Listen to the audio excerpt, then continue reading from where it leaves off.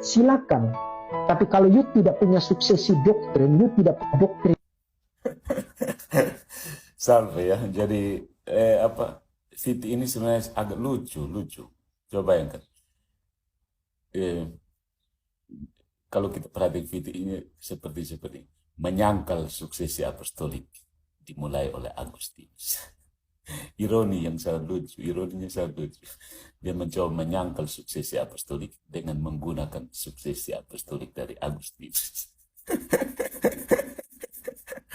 Baik, saudara-saudara. Suksesi apostolik ini harus bersifat material dan formal ya. Materi yang terdiri dari suksesi aktual dalam gereja melalui serangkaian orang dari zaman apostolik hingga saat ini. Formalnya menambahkan unsur otoritas dalam transmisi kekuasaan. Dan ini terdiri dari transmisi yang sah dari kuasa pelayanan yang dianugerahkan oleh Kristus kepada para rasul. Ya. Ingat, tidak ada yang bisa memberikan kekuatan yang tidak dimilikinya. Nemo dat quod non habet. Karena itu dalam menelusuri perutusan gereja kembali kepada para rasul, tidak boleh ada kekosongan yang ada. Tidak ada perutusan baru yang boleh muncul.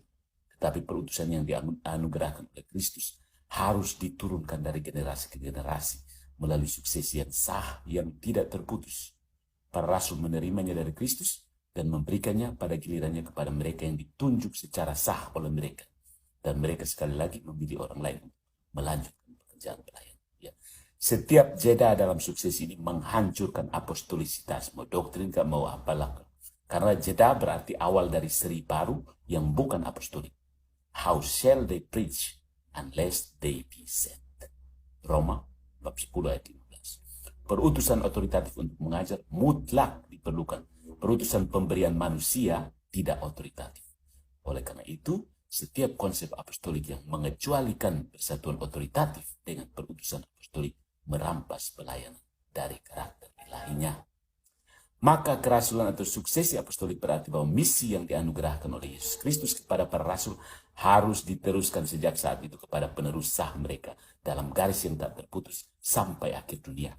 Gagasan kerasulan ini berkembang dari kata-kata Kristus sendiri, praktik para rasul, dan ajaran para bapa dan teolog gereja. Nah, saudara-saudara, pernyataan umumnya mereka yang menolak doktrin, menolak suksesi apostolik dari Protestan seperti adalah bahwa banyak doktrin Katolik Roma tidak dapat diidentifikasi sebagai apostolis ya, menurut standar kitab suci. Tapi apakah itu ajaran kitab suci? Tidak, itu bukan. Kitab suci tidak mengatakan bahwa kita hanya harus doktrin apostolik saja, tidak boleh suksesi apostolik, tidak ada. Justru sebaliknya. Kenapa mereka terlalu itu? Karena ada opini manusia yang mereka ikuti. Ada beberapa orang yang merampas perutusan itu, ya, merampas self-claim rasul dan mengajarkan kepada mereka dalam pengakuan Westminster. Ya. Hakim agung yang dengannya semua kontroversi agama harus ditentukan dan semua dewan pendapat para penulis kuno, doktrin manusia dan roh-roh pribadi harus diperiksa, dan yang dalam hukumannya kita harus bertumpu. Tidak lain adalah Roh Kudus yang berbicara dalam kitab suci. Westminster Confession bab 1 ayat 10 ya. Nah, sola scriptura lagi kan. Sola scriptura itu logik. Itu buatan manusia. Inovasi abad ke-16. Modus operandi bidat sepanjang sejarah. Mari kita tanggapi Paus Dekingares tentang yang ini. Itu posisi yang berakar kuat di dalam sejarah gereja. Nah, saya tanya kamu, kalau kamu mau kutuk Luther sebagai bidat, salah satunya karena dia menolak apokrifa, pertanyaan, apakah kamu akan kutuk Athanasius sebagai bidat? Kamu akan kutuk Jerome sebagai bidat, Hieronymus sebagai bidat, kamu akan kutuk Epiphanius sebagai bidat, kamu akan kutuk Amfilochius sebagai bidat, kamu akan kutuk Rufinus sebagai bidat, kamu akan kutuknya Erasmus sebagai bidat, kamu akan kutuk Kardinal Cayetan sebagai bidat. Pernyataan-pernyataan yang sangat tajam dari pihak gereja Katolik Roma ini, mayoritas itu pernyataan-pernyataan yang omong kosong. Jawabannya adalah karena tidak perlu. Karena ketika gereja menetapkan, menyelesaikan perselisihan doktrinal sekali untuk selamanya, orang-orang yang disebutkan Paus Deki itu semuanya tunduk.